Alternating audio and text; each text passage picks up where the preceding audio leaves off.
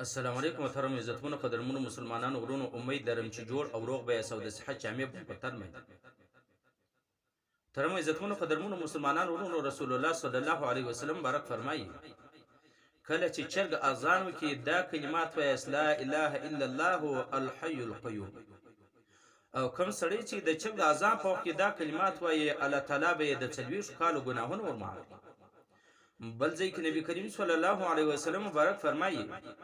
کله چې چرګ اذان وکړي په دغه ټیم کې دعا وکړي د الله تعالی نه خپل حاجت وغواړه او خپل ضرورت وغواړه ځکه چرګ چې کله اذان کوي نو د ملایکو وویني چې کله د ملایکو ولیدله فرشته ولیده په دا ټیم کې دی بانک کوي اذان کوي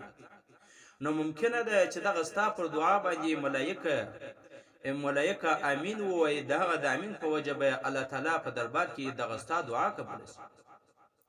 بل ځای کې نبی کریم صلی الله علیه وسلم بارک فرمایي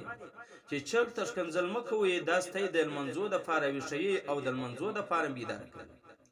بل ځای کې نبی کریم صلی الله علیه وسلم بارک فرمایي ته چرګ ته ښکنځل مه کوئ چرګ ته بد رد مه وایه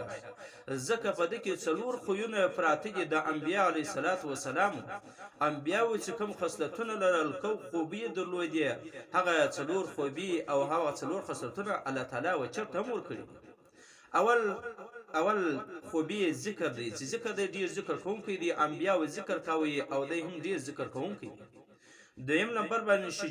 شجاعت لري انبیاو تعالی شجاعت ورکړي او چرته هم الله تعالی شجاعت ورکړي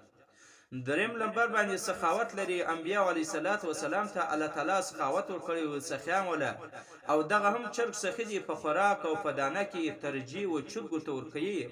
او اول خوراک نه کوي او هغه ته ترجیح ورکړي چې هغه دغه نه خوراک او پر څلورم نمبر باندې کله چې چرګ بدیسي د بيدودو په وخت کې د سترګې پټې وي او زړه بیدار وي انبیاء علیه صلوات و سلام چې به هم کله بدسول او سترګې به پټولې او زړونه به د الله تعالی د ذکر نه غافل نه و او د الله تعالی ذکرونه به کول به د هر سړی په خپل کور کې چرګ وساتي او چرته بد رد ونه وایي ځکه دغه په دغه وخت کې دغه ذکر وکړي لا اله الا الله الحي القيوم ځکه حضرت ابوبکر صدیق رضی الله تعالی مبارک فرمایي چې نبی کریم صلی الله علیه وسلم مبارک فرمایي شیطان وایي چې ما انسانان په حرص او په خواهشات باندې هلاک او انسانانو زد لا اله الا الله ویلو باندې هلاک په دغه باندې شیطان هلاکیږي په دغه باندې شیطان ذلل کیږي په دغه ویلو باندې د شیطان مخ توريږي ځکه بل ځکه نبی کریم صلی الله علیه وسلم بارک فرمایي افضل ذکر هم لا اله الا الله دی باید دا کلمه همیشه چې چرګ اذان شروع کوي بانګ وایي په دغه ټین کې دا کلمه وایو لا اله الا الله الحي القيوم باید هر مسلمان دا وایي هر مسلمان د چرګ د بام په وخت کې د خپل حاجت ته الله تعالی نه وغواړي الله تعالی به هغه حاجت پوره کړي الله تعالی به هغه دعا د قبول وګرځي